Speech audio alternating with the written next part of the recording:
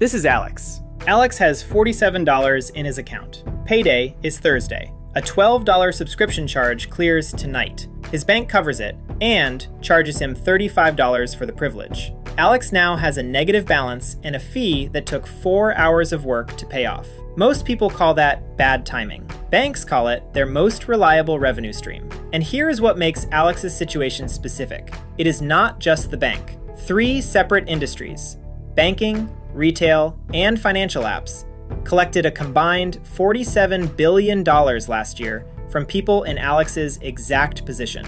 They do not coordinate. They do not need to. They each just do what is most profitable for them. And for all 3, the most profitable outcome is Alex's account running empty before Thursday. We spent 3 months going through federal consumer protection filings, court settlement records, and behavioral economics research to map exactly how each system extracts money from Alex's account. Today, we are going to show you all 3 and the 4 structural changes that remove Alex from every single one of those profit models permanently. The first system is a calendar problem. Most rent and mortgage payments are due on the first of the month. Most car payments land within the first 10 days. Most utility bills cluster at the beginning of the billing period, and most employers pay on the 15th and the 30th. That gap, the 1 to 2 weeks between when bills land and when money arrives, is not just an inconvenience. It is a revenue window. Banks and money apps have spent years building products specifically designed to charge Alex for existing inside that gap. The most direct version is the overdraft fee. Alex's balance sits at $40. A subscription charges $38 overnight. Balance drops to $2. The next morning, a $22 automatic payment posts. The account goes negative.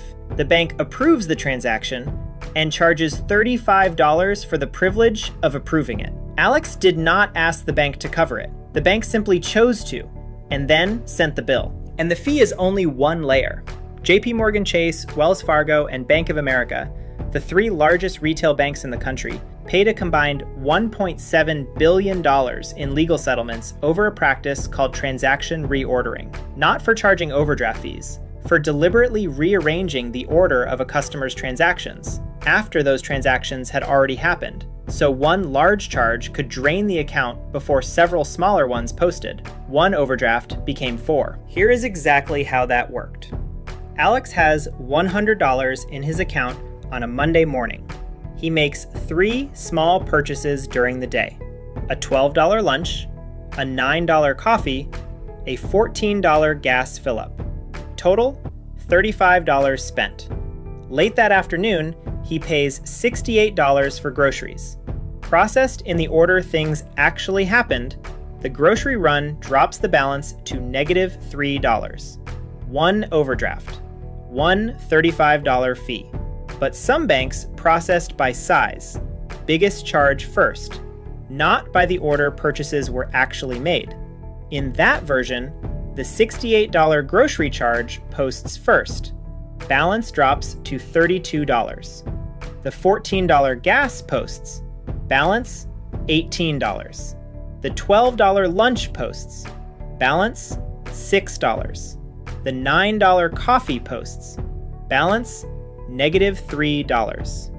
4 overdraft fees, $140 for the exact same Monday. The arithmetic was not an accident. Wells Fargo paid $203 million in settlement over this practice. Bank of America paid $410 million. JP Chase paid $110 million. These were not edge cases at a small local bank. This was the documented default behavior at some of the largest financial institutions in the country for years. The newer version of the same trap is the Early Wage Access app. The pitch is simple. Alex has already worked 40 hours this week. The paycheck does not arrive until Friday. An app will release $50 of those earned wages right now for a $4 fee. $4 sounds small, but $4 on a $50 advance held for just 3 days works out to an 8% fee. Stretched across a full year at that rate, the cost approaches 1,000%. That is 10 times worse than the highest interest credit card currently on the market. And if Alex uses this app twice a month, which these apps are designed to encourage through push notifications timed specifically to low balance moments, that is $96 a year. $96 a year just to access money Alex already earned and was already owed. The timing gap is not a flaw in the system.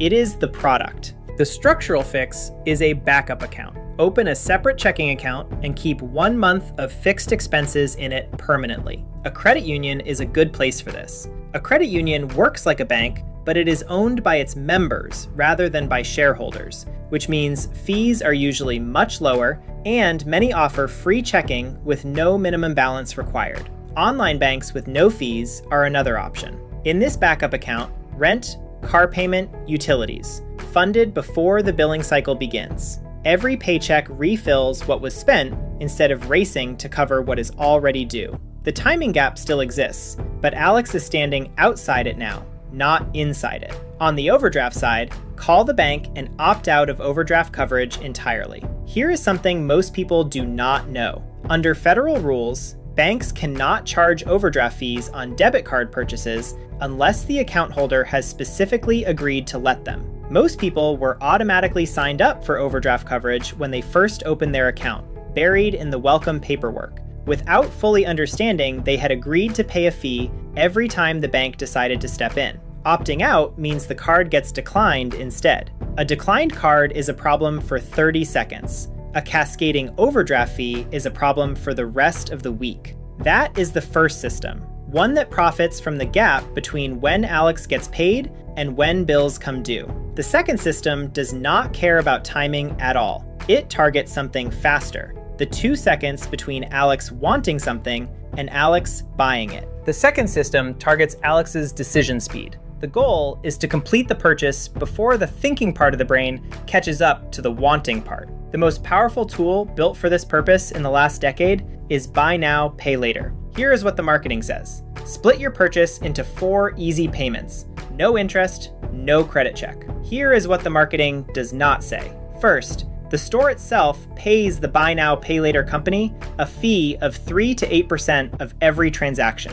That cost gets built into the price of every item on the site, whether the customer uses Buy Now, Pay Later or not. So even when Alex pays full price in cash, he is already paying a small markup to keep the installment option available for other shoppers. Alex is helping fund a payment service he never signed up for. Second, the payment schedule is designed to make the full cost invisible at the moment of purchase. When Alex splits a $200 jacket into 4 $50 payments, the brain does not process a $200 decision. It processes a $50 decision. Research shows that people consistently spend more when the total cost is hidden at checkout. Not because they plan to overspend, but because the number in front of them is not the real number. Third, missed payment fees on Buy Now, Pay Later products are steep relative to what they are attached to. A single missed payment can trigger a flat fee of $7 to $10 on an installment that may itself only be $15. That is a fee worth more than half the payment it was attached to. And because most Buy Now, Pay Later schedules do not appear on standard bank statements or budgeting apps, they are the easiest recurring obligation to lose track of entirely. Alex is not irresponsible. Alex might be managing 3 active Buy Now, Pay Later plans across 2 different apps, a car payment, 4 monthly subscriptions, and a gym membership, each billing on a different date from a different account. No previous generation of consumers has had to track that many separate payment schedules at once. The confusion is not a side effect of the system. The confusion is how the system makes money, and the speed architecture runs deeper than Buy Now, Pay Later. Saved card details remove the pause of entering 16 numbers, an expiration date, and a security code. That pause is not a minor inconvenience. It is a moment for second thoughts. Retailers did not remove it by accident. One-click checkout removes the cart review step, the moment where a list of separate items becomes a visible total. Countdown timers, only 2 left in stock, trigger the fear of missing out and switch the brain from "should I buy this" mode into "grab it before it's gone" mode. Companies pay entire teams of scientists whose job is to remove every moment of hesitation between Alex wanting something and Alex buying it. Every second of hesitation they eliminate is a sale they capture. Every captured sale is one the deliberate part of Alex's brain would have canceled. The fix is not willpower. Willpower runs out. Systems do not. Delete saved payment methods from every retail site this week. This is not about making purchasing harder as a punishment. It is about reinstating the pause that was deliberately engineered out. For Buy Now, Pay Later, before splitting any purchase, write the full payment schedule out in a Notes app or on paper. Dates, amounts, which account each payment hits. If it looks complicated when written out, it will be complicated to manage in real life. That clarity is exactly what the checkout screen was designed to prevent. For any purchase Alex did not plan before opening the app, anything over $50 is a reasonable line. Wait 24 hours before completing the transaction. Here is why this works. The same brain that felt urgency at 9 in the evening often feels nothing by 9 the next morning. The countdown timer cannot follow Alex to the next day. Most impulse purchases do not survive one night of distance. The first two systems need Alex to do something, be short on cash or make a purchase. The third system does not. It profits from something Alex already did, or in some cases, from something arranged without Alex's knowledge at all. Some banks found a way to rearrange the order of Alex's purchases after they had already happened to generate more fees from the same transactions. We touched on this in segment 1. Here, it gets its full examination because the math involved is one of the clearest illustrations of how a fee strategy can be built directly into the infrastructure of a bank account. Alex has $100 in a checking account on a Monday morning. During the day, he makes 3 small purchases: a $12 lunch at noon, a $9 coffee at 2 in the afternoon, a $14 gas fill-up at 4. Total spent, $35. Remaining balance, $65. At 5 in the evening, Alex pays $68 for a week of groceries. The account should go to -$3, 1 overdraft, 1 $35 fee. But some banks, for a period fully documented in federal litigation, process transactions in order of size, the biggest charge first, not in the order they actually happened. In that version of the same Monday, the $68 grocery charge posts first. Balance drops from $100 to $32. The $14 gas fill-up posts. Balance, $18. The $12 lunch posts. Balance, $6. The $9 coffee posts. Balance, -$3.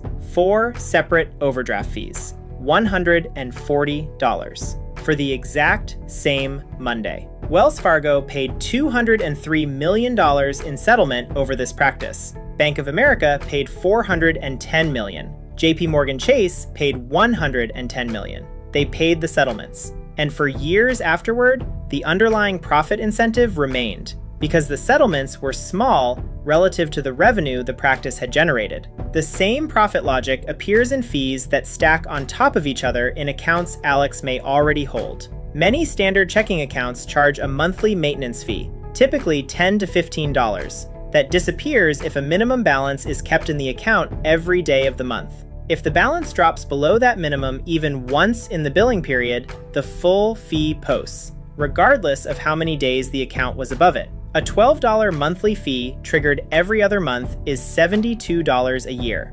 $72 sounds small. Add 2 overdraft fees. Add a forgotten subscription that was supposed to be canceled. Add a Buy Now, Pay Later payment that never appeared on the main bank statement. Alex is now quietly losing several $100s a year to individual charges, each too small to trigger alarm on their own.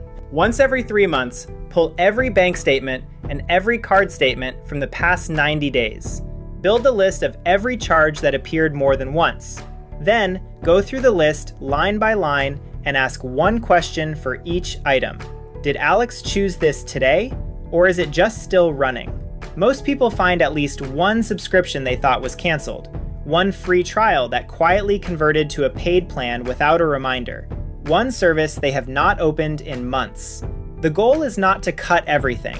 The goal is to make sure Alex chose everything on that list, and that nothing is running on autopilot without his knowledge.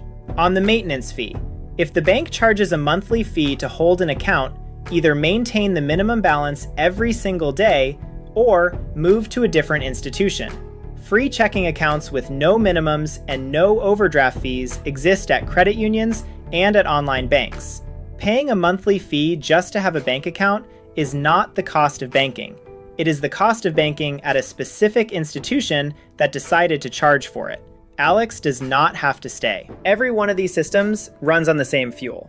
Alex acting faster than Alex can think. The timing gap creates speed by making money scarce exactly when bills are due, pressuring fast decisions under financial stress. The speed machines create speed by removing every natural pause between wanting something and buying it. The penalty box profits from speed by structuring fees to accumulate at the precise moments Alex is most stretched and least likely to notice them, let alone dispute them. The common thread is not that any individual charge is large.